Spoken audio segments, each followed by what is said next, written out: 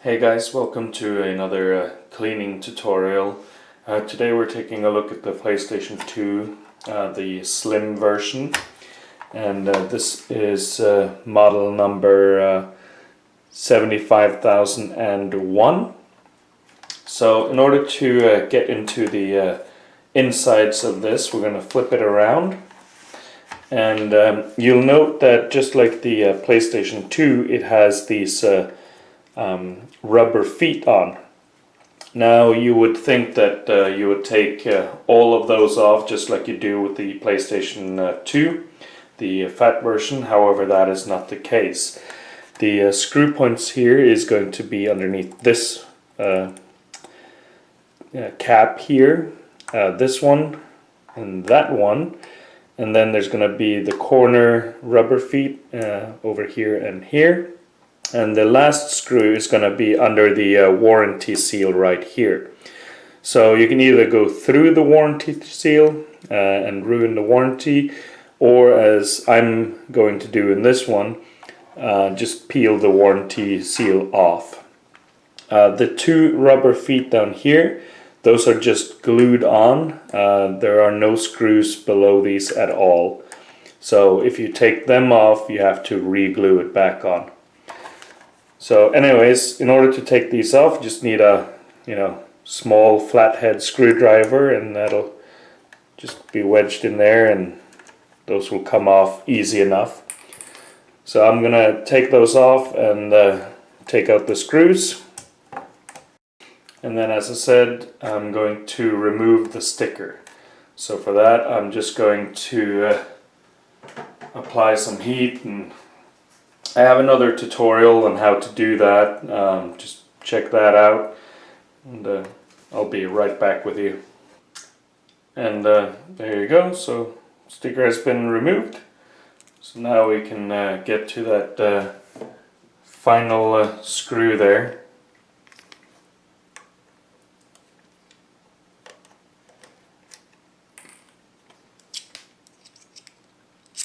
And then just take all of them out.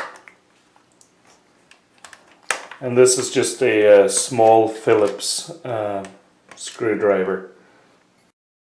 Next step would be to separate the two halves, and we'll just do that from the top here. There you go. So that's the inside of the PlayStation 2 Slim. You can see the lid mechanism here. You would hit the eject button, this thing would flip open like so. So yeah, I'll show you how to dismantle this properly as well. So, but for now, let's put that over on the side there, and we'll see here. We'll set this in the middle, and I'll show you the insides of that as well. So the inside of the PlayStation 2 Slim consists of the controller ports over on the left hand side here, and the memory card slots on the top. You've got the disc reader over on the right hand side, and as you can see, this is a completely open case. They basically try to make it as small as possible, which means that there's no protective cover for the disc reader. So be very careful on the right hand side here. You don't want to destroy the laser or any of the disc assembly. However, in order to take the board itself out, we basically just have to remove a single screw, and that is this screw right here by the controller. That is, again, just a normal small Phillips screwdriver. So we'll just take that out, and that's going to be a smaller screw than the previous ones. And now that that is out, this whole thing will just lift straight out.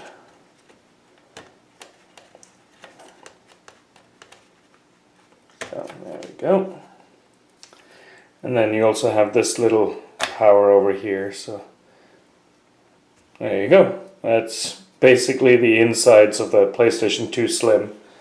So we'll put that over on this side over here, and we're going to clean that with some compressed air and just some Q-tips.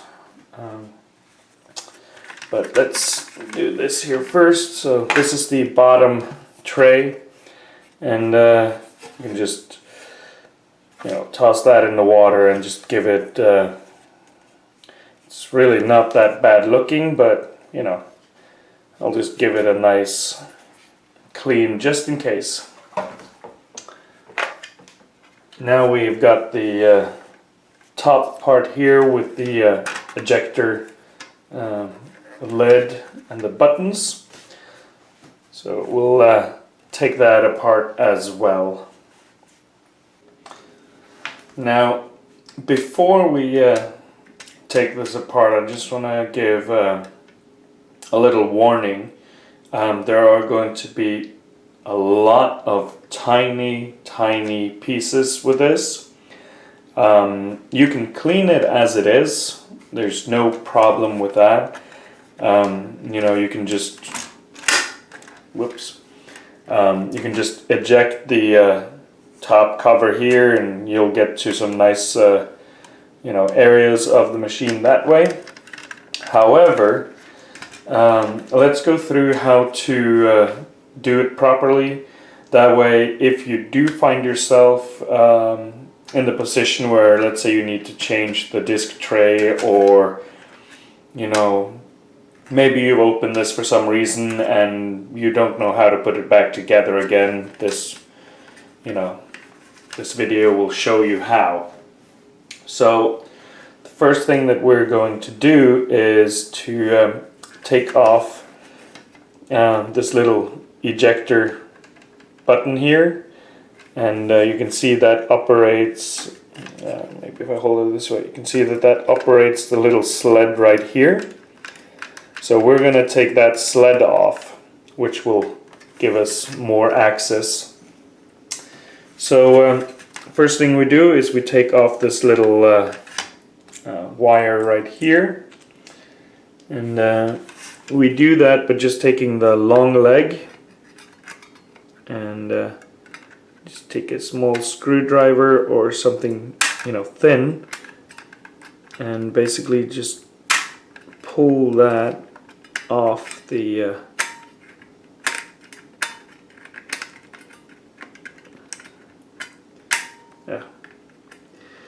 and this is very finicky, but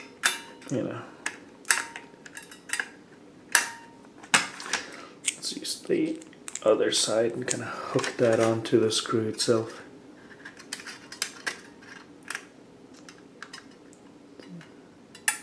There we go. So that'll come off, and then you just take that off the hook right there and put that away for safety. Now this release mechanism here will just lift straight out. We just need to slide it a little to the side here, and we can then get that out. And that's just a plastic piece, so that goes in the water. Now you can see that there's nothing holding the lid down. So the next thing that we're going to do is take out these 3 screws at the top. You have one right here, one here, and one over here. So let's take out the middle one first, and you're going to need a very tiny, let's see if this will focus. You need a very tiny Phillips screw head for all 3 of these. We'll take this out first, and then that will release this spring here. So just like with the first spring, we just hook off right here.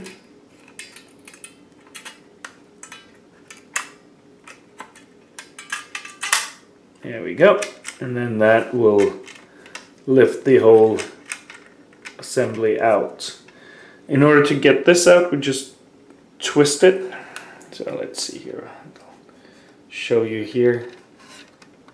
So yeah, let's put it back together the way it was, and hopefully you'll get a better view of that one. So it is situated like this, but you can't lift it straight out, so instead what you do is you basically just lift it up and then you just twist it. And there's going to be a little groove right there, and once you twist it, you can now take it out.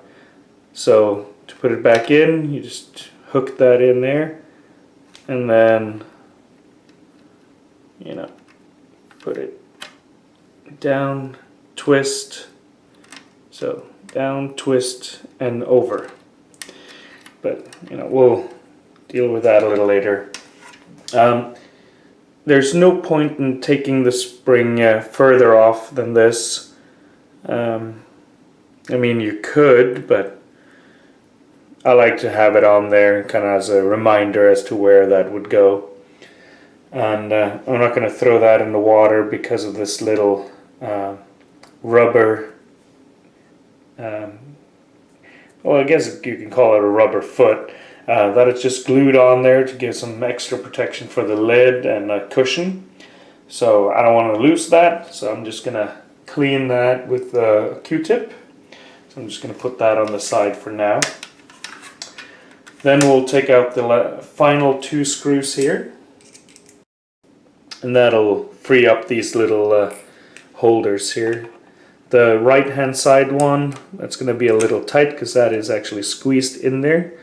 You can see that it has this little spring right here, which is kind of pushing against the wall, making it stick. Now we'll take apart the lid itself, and if you can see down here, there's a spring. So in order to take the lid off, what you do is you kind of hold it in a sort of closed position, and then you just push to the right. So a little to the right, and then that'll just kind of pop out. And you can see that the spring right here just comes out. And I'll go in a little bit more detail as to how you put that back together again when I have cleaned everything. But anyways, we'll throw that over there. This is now completely disassembled, except for, first of all, let's just throw that in the water. Except for the buttons themselves. So you have the eject button here, and the power reset button over here. Then you've got the memory card flaps here. So let's take those apart as well. You'll need a tweezer for this though, because these are really, really tiny. So in order to take the power button out, what you do is you push it in, and you can see that it sort of comes loose here on the inside, but it doesn't go any further than that. So what you need to do is to take your tweezers right here and then just kind of lift it up and away, and then that'll come loose. So we can throw that in the water as well. The open eject button here, that's going to be tougher. You can see that it has this little triangular spike right here, and you'll see right here it's got a foot and another foot over here, and if you look past it, you'll see that there's a peg underneath it which is moving up and down in conjunction with the triangle, and those feet will crash with these two. So what you need to do is to take your tweezers and take these little legs and lift them up so that that foot will go underneath it. And then you need to do the same on the other side. But in order to do it the easiest way, just use a thin screwdriver or something to push with. And let's see if you can... If we do it this way, you might be able to see a little better. So you take the tweezer and lift the leg up and then just kind of push that foot underneath here. And just be careful that you do not break the foot itself. So that's that side. And then do this side over here. So just lift up and push. And there you have it. Pain in the butt, but if you really want a detailed clean, just be careful not to break these legs off as you're lifting them out of the way. Next is going to be these memory card slots here. And again, you don't have to do this, but I'll show you just in case you ever need to. You'll see here that they are connected with a spring on the left hand side. So all that you do is just you flip it up and like that. And then you move it to the right. That is going to release the foot on this side so that you can take that foot out,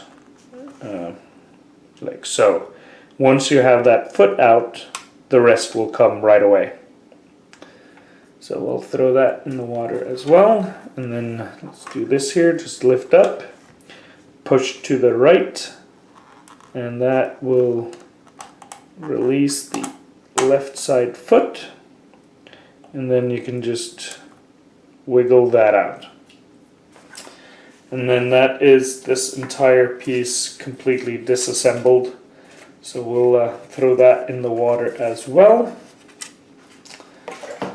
and then we're going to take a look at the board itself, and I'm going to clean that with compressed air. Just blow air into the ports here in the circuit board on the disk assembly, and I'm going to go over with a Q-tip with isopropyl alcohol on all of the connectors, and anywhere else where it's really dirty, like I can see right here, there's some dirt underneath here, so I'll take care of that. The same goes for the controller ports here and the USB ports.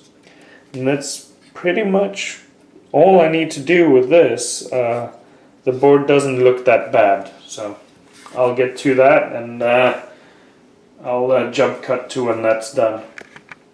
And next thing to do now is just to wait for everything to dry and then put it back together again. And we're back again. Everything has had time to dry properly. So we'll put this bad boy back together again. Let's just get rid of the bottom case here. And we'll start with the top layer here, since that is the most pressing. Now, one thing that is important to note is, as with everything, you want this to have time to properly dry. But that is going to be especially the case with the PlayStation Slim, since pretty much everything here is exposed.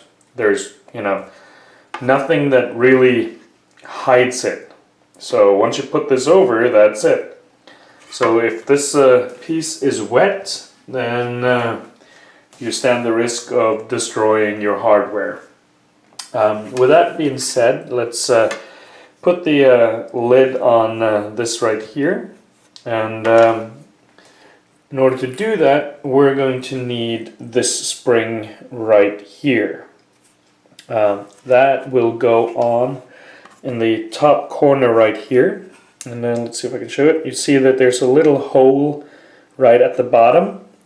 And if you look here, it has a shorter leg and one really long leg. The short leg is going to go into that hole.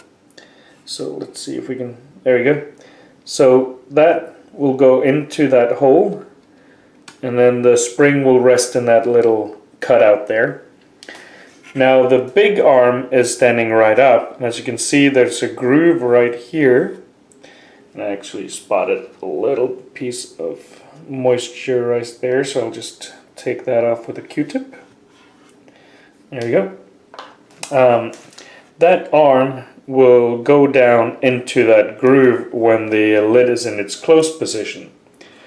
So for now, we'll take this lid on, and if you can see right here, there's a little notch, and that notch will go on the arm here. You can see that it has a little bend. So you basically just want to line those two up, and if you remember from when we took it apart, you kind of have to do it as this is laying down. That is because of the legs here and those holes. If you were to do it this way, you wouldn't be able to get those legs fit into these holes.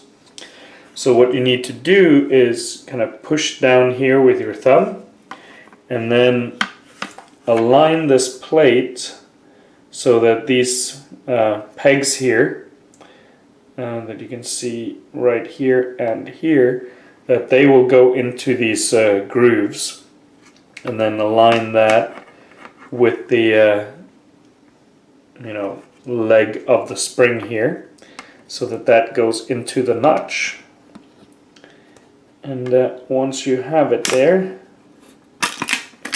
yeah, it's kind of hard to show and do it at the same time, but let's reset that. So just put that in its hole. You have the spring there.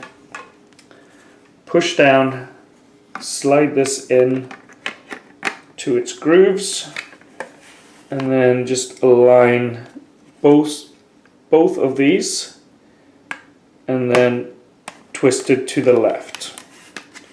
And if you do that correctly, you should now have the lid in place, and you can see that it is now opening and closing without any problem. And you can also see here that that leg is now in its groove right there. So that's what you want to aim for. With that in mind, we can now flip this over, and let's do the eject and power buttons, because we need to put those in before we put the little cradle on the top here. And you can do it this way. It makes it a little easier to make sure you get the eject pointing upwards towards the machine. Just put that in its groove, and that'll just snap right in. There's no magic with that. As for the other one, for the power, we had to use tweezers to get it out, but getting it in, it's much easier. You just, align it and get the power to kind of poke out at the bottom there, and then you just push it in. There you go. And that's really all there is to that. So, there's not really the most difficult piece to put in place. So just make sure, yeah, there you go, that's all set and done. Then we'll take this here and align that, and you can see here that it's got the tracks over here, and then a long piece that is basically just the track itself for the spring eject button here. So the side that doesn't have anything on it from the top, that's going to point to the right. So you just cradle that on top. You'll have two pegs, one here and one here. Those will go in those little grooves right there. So just like that. And that's really all there is to that. Then we'll take the spring,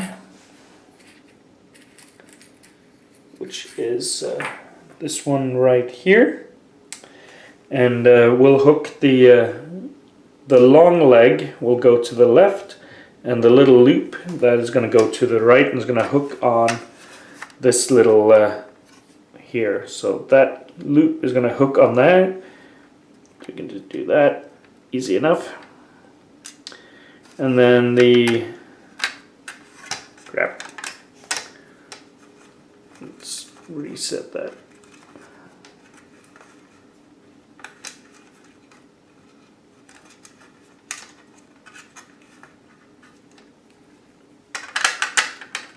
Okay, there we go. So we'll hook that on there, and then take our tiny little tool here and just hook that loop on, and then slide it over the other loop here.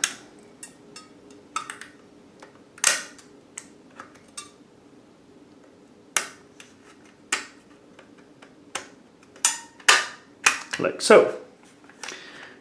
And once you have those, well, once you have that loop right there, you can test the eject button to make sure that it holds it in place and that it works.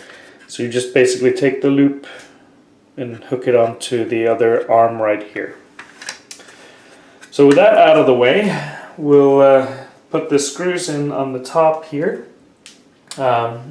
And the first thing we need to do is put this little arm back on from before. And the way it's going to go is, you can see that this has a triangular shape, and that is going to hit this knob right there. So that triangle needs to point down so that the knob will be able to slide in and out of that. So as before, we'll take this and put it into this little opening right here, and once it's inside, we'll then flip it over. So just like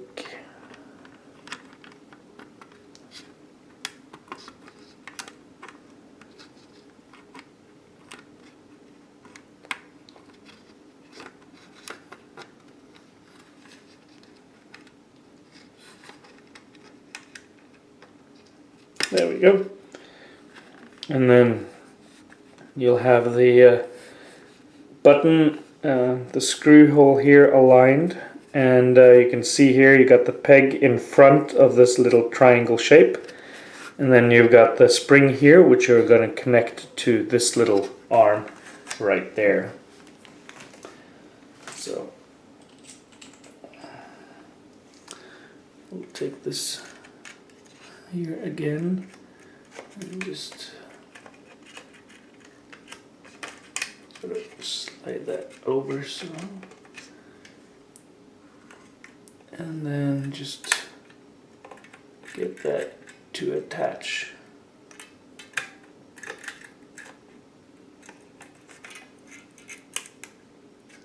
There we go. So that's that taken into place. And then we're going to screw that in using that little round silver screw from before,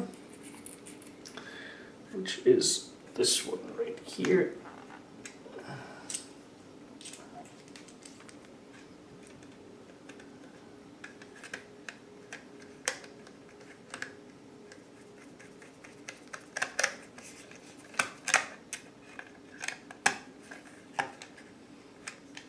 And then we can take these little spacers. The one that has the triangular shape, that's going to go on the right, and it's going to slide in right over here. There's a little notch for that to sit in. And then we'll take the little screw and screw that in place. And the next spacer will go over on the left hand side right here. And we'll screw that in place as well. And the only thing left to do now is those memory card slots over here. And they're going to be identical, so it doesn't matter which one you put in. But you're going to see here, let me just show you this first. It has a tiny little leg sticking out on the side there, and that leg is going to go Let's see if we can show this properly.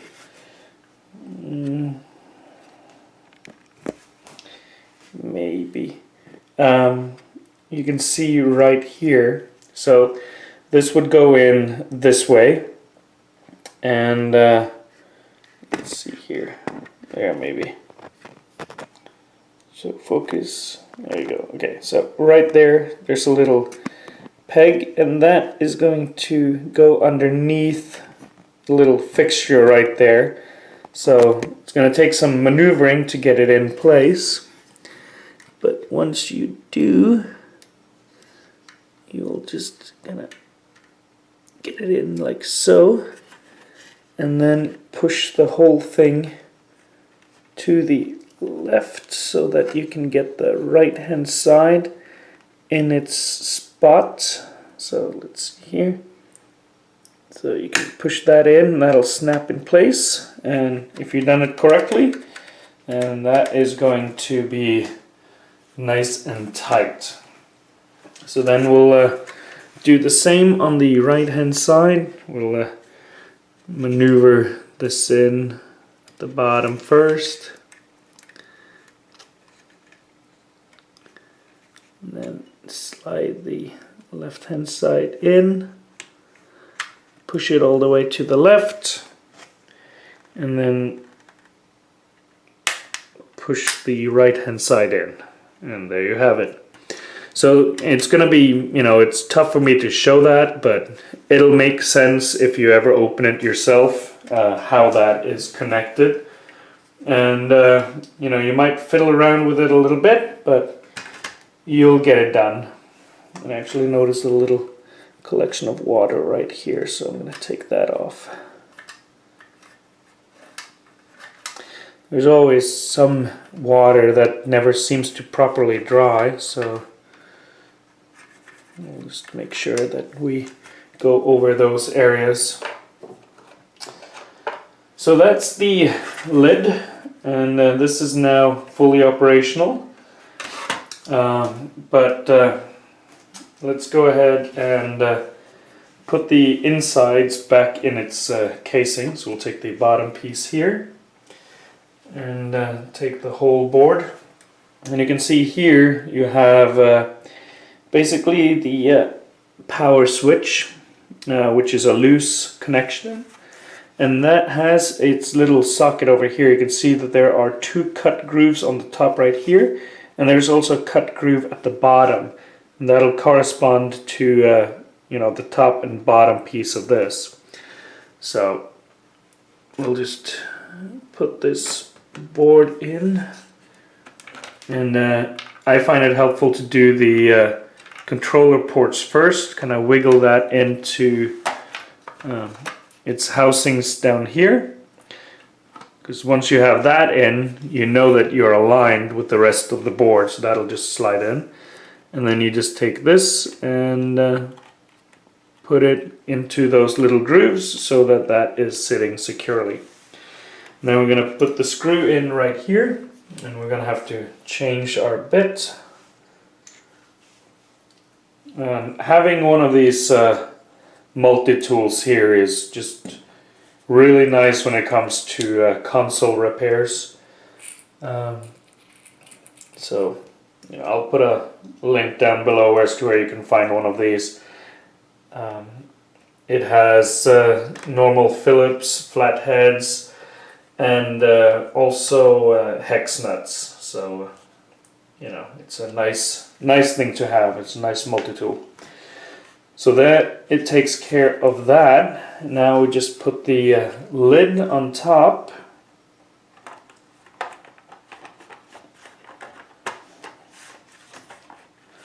Like so.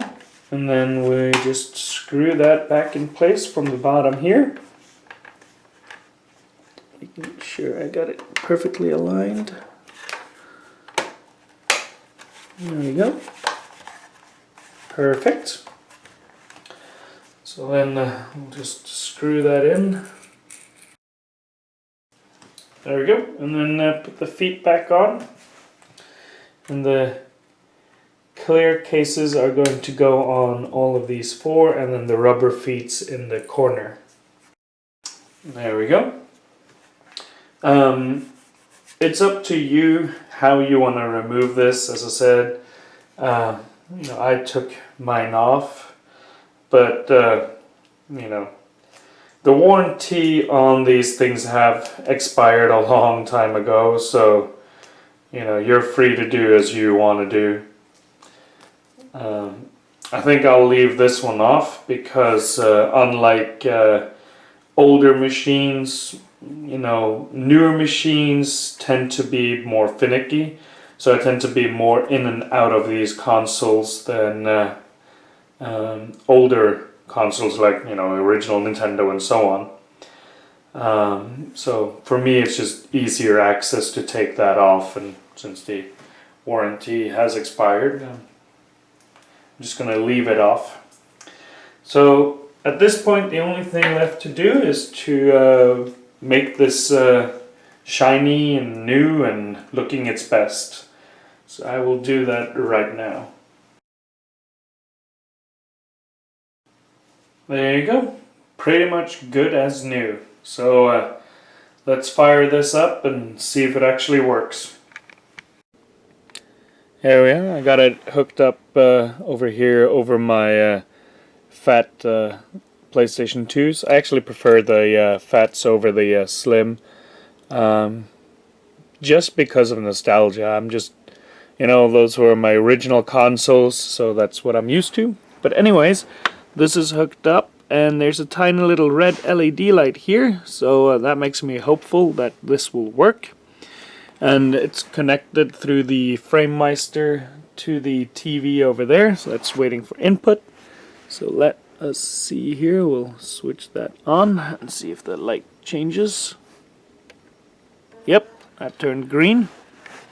So let's see here.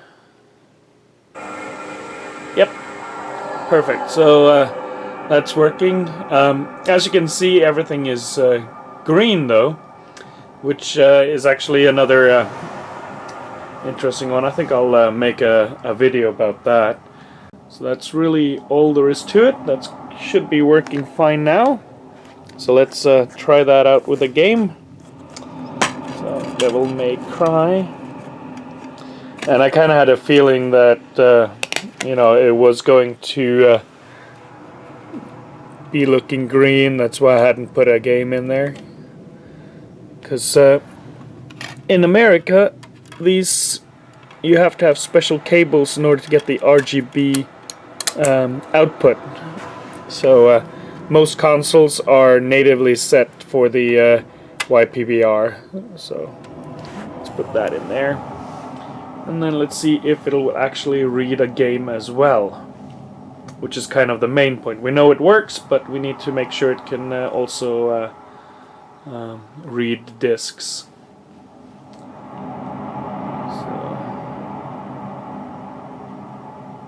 See if that'll load by itself or if we have to manually load it. Seems like we might have to manually load it.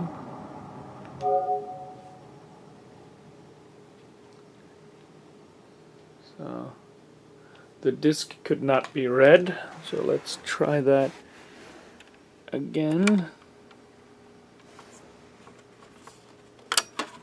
See if there's anything on the... Well, I should probably have chosen a better looking disc than that, so let's do... Well, let's just do Final Fantasy X, because we know that that works. So, out you go. And... okay, so it's reading the disc.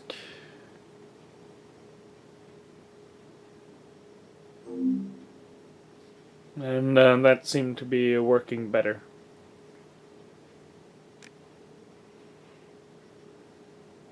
Maybe.